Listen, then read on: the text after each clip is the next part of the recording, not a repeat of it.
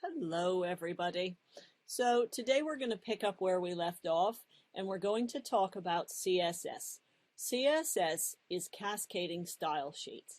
This is a method of adding design to your website in an efficient manner so that if, let's say, you have a 1,000-page website, you don't have to give commands on every one of those 1,000 pages. Instead, you link directly to one style sheet where you dictate the appearance of your site. So I'm currently at W3 Schools where they will show you and explain the 3 ways to insert CSS.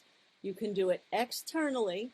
That's the preferred method because externally is what I just described as linking to that external site. You can do it internally or inline, but with both of these methods, you're going to have to do it on every single page that you have. So, beginning with external, you're going to need this code exactly as it's typed here. We're going to change this just a bit on our sheet, our Sublime sheet, but essentially you need to copy this. Link, space, rel for relative equals, quote, style sheet, etc. You can easily just go here and copy and paste it, and then you don't have to worry about any errors. Notice that this is within the open and close tag for the head. They'll also show you how they've set up the style, which we're going to do ourselves. And then they talk about internal styling. Internal styling is within the head. Here's the close tag, here's the open tag, where they've styled it internally. Again, I'm not recommending this. I'm recommending that you do an external sheet. And inline is when you actually do it within the body. And this gets really clumsy and hard to read your code and see where your errors are. So that's a perfect place to look at what you can do with styling and where to put it. Again, you need this link, and I will show you where to put that. So I've already opened the document that we've been working on, the index.html, and I've already pasted in the link to the style sheet. I'm going with external, so that means I need a new page to do coding on. I'm going to go to File and New File, and it shows up right next to my index, and I'm going to save this as style.css. And remember, I started with a folder and I told you everything needs to be in that folder. Well, here's my coding April 15th demo. I just want to make sure that is the correct one. And it is. I'm going to put it in here, style.css, and save it. So just like when we did that with index, it appears that nothing happens. Now, I like to see both of my pages at the same time. So I'm going to go to the Sublime menu, and I'm going to View, Layout, and 2 columns. That will allow me to take my CSS and drag it to the right. That way I can see text on the left, my index, and I can work on the right and go back and forth very easily. So the first thing I'm going to do here is add something to the body. So we use a slightly different coding method. We have body, space, and then we use the curly brackets, if you remember back to math class. Now you'll notice that there's a space between body and the first curly bracket. Because I saved, it automatically put the closed curly bracket on, and I hit return so that they would space like this. This is how you commonly work in CSS. It's just a pattern, habit. It just makes it easier to read later on. So the first thing I'm going to do here is add a color, and I need the word background color, and you'll see that this will pop up and I can scroll through. I could type it myself. The dilemma with typing yourself is that you could end up with errors if you type incorrectly. Now, in this day and age, you can just use certain words like red. But ideally, you want to go to a new browser and you want to search for hexadecimal color codes. And when that pops up, oh, let's get rid of my CSS. When that pops up, you see a list of common color codes. Red is actually listed as the # or hashtag, FF, and 4 zeros. Everything is a combination of letters and numbers and should total 6. So I can go to different color pickers all over the place. And I literally just pick on one. Here's W3 schools, and it lets me go get a color and then lists the tints and shades of that color. And then I can go ahead and copy, I'll do Command C, copy that code to go ahead and put back here instead of using the word red. You have much greater control if you use hexadecimal colors. Now, as long as we're in there and talking about it, some people prefer Adobe Color.com,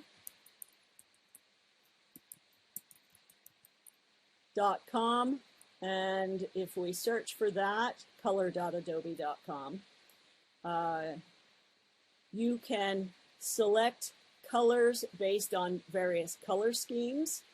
And you see right now it's given me an analogous scheme. I can pull these bars, bubbles, in and out. I can rotate them. And then I'm getting different tints and shades. I can go monochromatic, triadic, complementary, split complementary, and it gives you these beautiful schemes that you can potentially use. So I'm going to go ahead and get this one here. And again, I'll just copy it if I want it and move over here and paste it. Make sure that you always have the hashtag or # or it won't work for you. While we're here, I'll show you my favorite, which is Coolors, and it is spelled that way, .co. I like this. I don't know, who knows why. I go to Explore, and I like that I can play in here, and people may have put things up under, I'll say the beach, and I can search beach, and people from all over the world can potentially upload options for you to look at, and I have to accept their cookies. And now in this case, there's only 6 beach colors. But if I liked one of those, let's say I like this one, I can click directly on View. It'll pop up here. Should be nice and quick. Normally it is. And then you see that I get my hexadecimals. I get names for them. But I can also lock it. I can also adjust it. And I can also drag it to a different location if I want to see what it looks like next to one of the other colors in the list. So I'll go ahead and copy that. And so I keep shape changing this, and I haven't shown you what it looks like. So I'll just paste that in there. Now, you're constantly saving every time you make a change. So File, Save, and that's put my CSS in. Now, I have my browser already open, and all I've done is add a color to the background. Now, you notice nothing's changing. So, something is not happy here. Oh, here it is. So I know that it's not linking because it didn't give me a color. Notice I told you to name it style, but the link is calling for my style. So I'm going to change that, and that's because I copied and pasted it in. So save, come out to my browser, hit refresh, and there I go. I have a color background. So that's just getting started. Now, in the body, I could also say color, and you always have to have a colon, and then you can have a space in there. And this time, I'll just say red. This is going to be absolutely hideous. I'll save it. I'll come out here, refresh, and I have all this awful red text, which is hard to read, on top of a blue background. Now, so color refers to any of the text that lives within the body. Remember, if you look at your HTML, body is what encloses everything on your page. So that's why it just told everything to be red. So I normally do not put a color in there. We'll do some other things in body, but that's in a later video. So now I'm going to come down here, and you know that I used H1, B, italic, and P.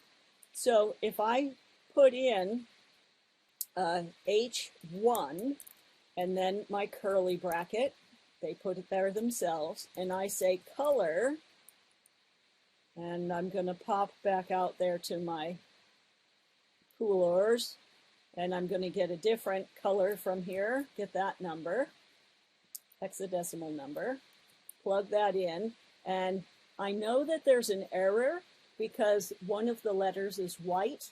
That shows me there's something wrong. I don't have my semicolon. I also don't have the hashtag. So I need to add that. Now they're all purple, so I know I'm okay.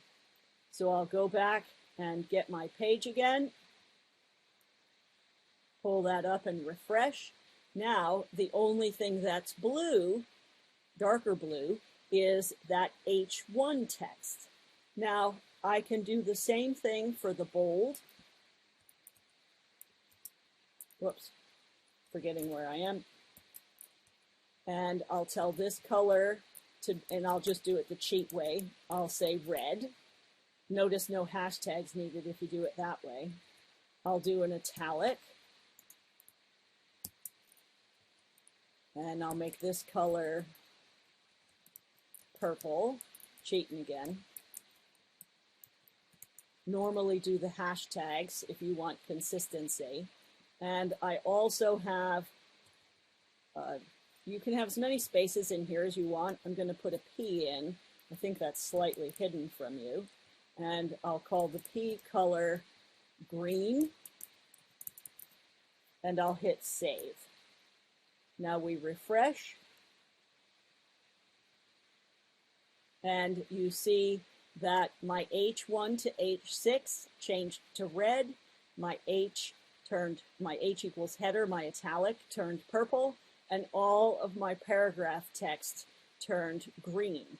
So that is using basic CSS styling to create the look or appearance of my website, and they're essentially linking to the attributes that I've used in my HTML document. So that's a quick down and dirty. There are a lot more tags. I'm posting a link to other familiar tags. Before I leave here, though, I will show you, too, that I can do font. Sometimes I have to think about it. Font style, I can tell it to be, now it's in H1, so that's not a good place to do that. Let's do font size. I'll do font size, and I'll tell it, you noticed it was somewhat small. I'm going to be ridiculous and tell it I want it 36 pixels. I'll save it, come back here and refresh, and that wasn't that ridiculous. But let's change it again and make it 72 pixels.